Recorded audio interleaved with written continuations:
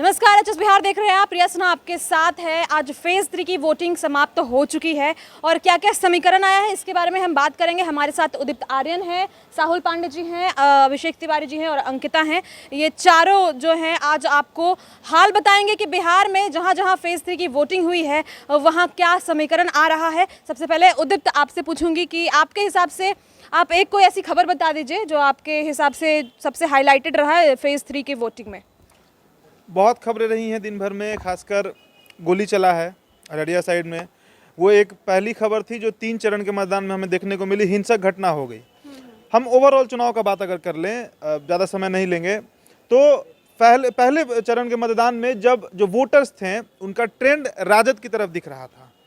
करीब 71 सीटों पर वोटिंग थी और जो प्रेडिक्शन आया, जो रुझान आया, उसमें लगभग 40 से 42 सीटें राजद को जा रही थी। पर दूसरे चरण में भाजपा के वोटर्स एक्टिव हुए और तीसरे चरण में पूरी तरह एक्टिव हुए हैं और खासकर जो महिला तबका है उनके द्वारा जमकर वोटिंग की गई है और वो वोट एनडीए गठबंधन के हक में गई है। तो ऐसे में चुनाव बहुत ही उस तरह से आप कह सकते हैं कि फंसता हुआ दिख रहा है।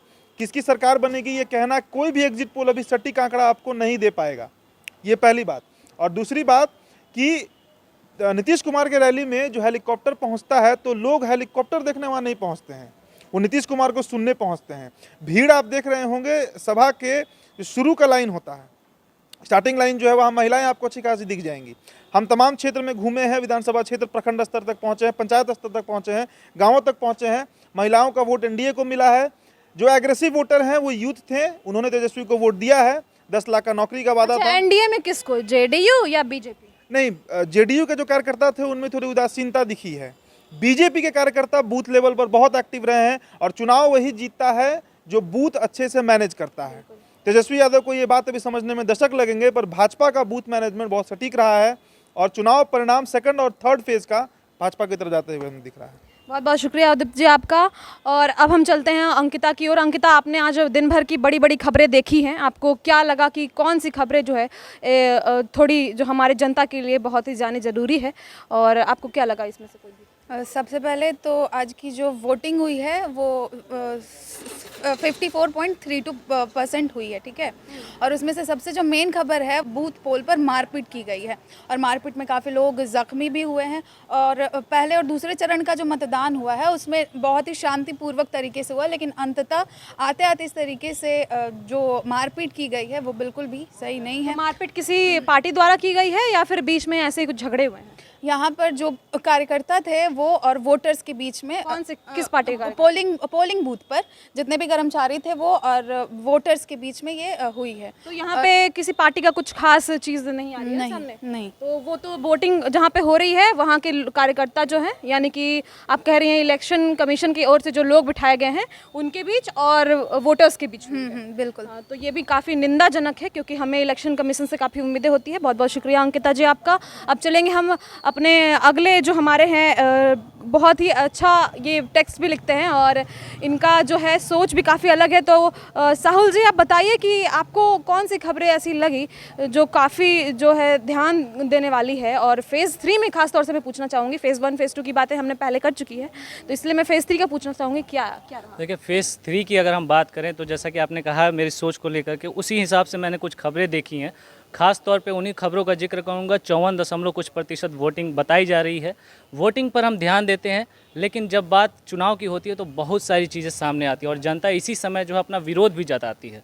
आपको बता दें कि 2 जगहों के खास तौर पे मैं जिक्र करना चाहूँगा। कटिहार का, यहाँ पर एक ऐसा गाँव था, आपको बता दें कि त्रिवेणीगंज का विधानसभा क्षेत्र है, जहाँ पर जो है वोट का बहिष्कार हुआ। लोग जो है मात्र 26 लोग जो है वोट करने पहुँचे। वजह क्या थी? वजह थी कि उनके साथ बहुत सारी वजह हैं।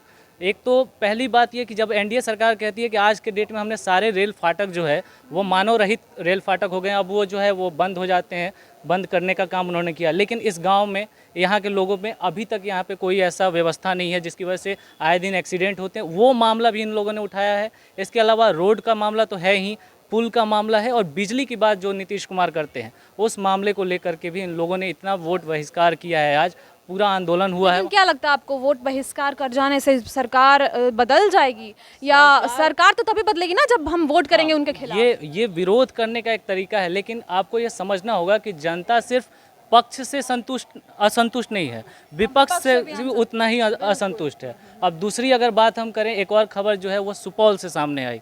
सुपौल में भी रोड नहीं तो वोट नहीं का नारा लगा, और वहाँ पे आप जब देखेंगे तो उस बूथ पे अधिकारी बैठे रह गए, सुरक्षा बल जो है खड़े खड़े, वो भी उनकी ड्यूटी थी, वो क्या करेंगे, लेकिन उस बूथ पर एक इंसान भी नहीं पहुंचा कि हम अपना जो है वोट वहां पे गिराएं। ये दो खबरों को अगर छोड़ दें, नज़दीक में चलते हैं फारबिसगंज में।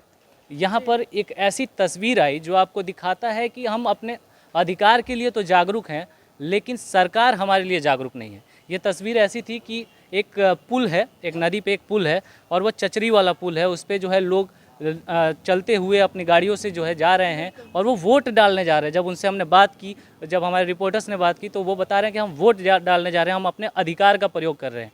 जनता अपने अधिकार का प्रयोग करना जानती है, लेकिन सरकार जो है, कोई भी सरकार हो, पक्ष में हो विपक्ष में हो, वो जब सत्ता में आती है तो वो अपना काम भूल जाती है। और ये तस्वीर जो है मेरे ख्याल से भारतीय राजनीति में जितनी पार्टियां हैं उनके ऊपर तमाचा है कि जब आप सत्ता में आते हैं ना, तब आप इन लोगों को भूल जाते हैं जो खुद से चचरी का पुल बना करके और लोकतंत्र को मजबूत करने के लिए उस चचरी के पुल से होते हुए जा करके ईवीएम का बटन दबाते हैं। आपकी बातों से एक चीज़ तो साफ हो रही है कि जनता के पास कोई ऑप्शन नहीं है। जनता ऑप्शन क्या है, अब वो विरोध मतलब ना विपक्ष के पास वो जाना चाहती है, ना जो अभी मौजूदा सरकार है। असंतुष्ट है कहीं ना कहीं, और जनता एक अलग तरीके का विकल्प खोज रही है इन दोनों से हटके।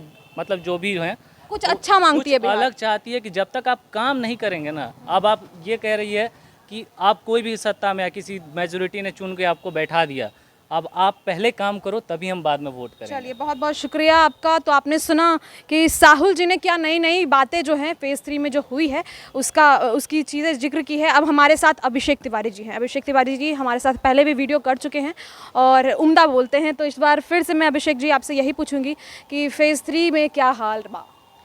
देखिए, सबसे पहले तो हम फिर से पूर्णिया और धमदाहा से चलते हैं। धमदाहा में जिस प्रकार से हिंसक झड़प हुई, हवाई फायरिंग पुलिस के जवानों को करनी पड़ी है, उसमें कुछ लोग घायल भी हुए हैं। लेकिन आखिर वहाँ पर ही क्यों हुआ? क्योंकि नीतीश कुमार ने वहीं से ऐलान किया था कि यह मेरा आखिरी चुनाव है, इसके बाद क्या बाय बाय। लेकिन सवाल था कि आखिरी चुनाव के बाद सुबह में वहाँ पर जो वोटिंग की जो प्रतिशत थे वो काफ़ी ज़्यादा हाई थे। मतलब पूरे बिहार का अभी तीसरे चरण का अगर हम बात करें तो सबसे ज़्यादा और सबसे लंबी लंबी कतारें वहाँ लगी थी। कौन से डिस्ट्रिक्ट? पूर्णिया में आता है धमदाहा, तो सबसे बड़ी लाइनें वहाँ पर लगी थी। अब समझ सकते हैं कि सीएम नीतीश ने जो खेल खेला था, जो माइंड गेम चलाया था, वो इमोशनल कार्ड खेला था, वहाँ पर वो देखने को मिलने लगा था।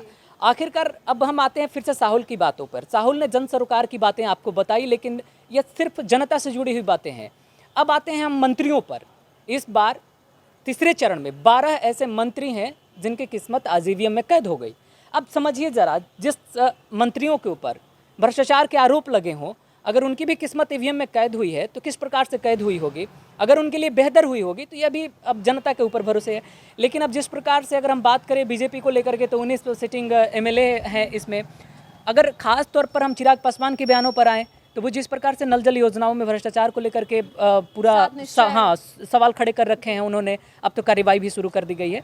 पीएचईडी के मंत्रालय आता है, विनोद नारायण झा उसके मंत्री हैं, इसी के अधीन आता है जल नल की योजना। उनकी भी किस्मत आज ईवीएम में कैद हो गई है।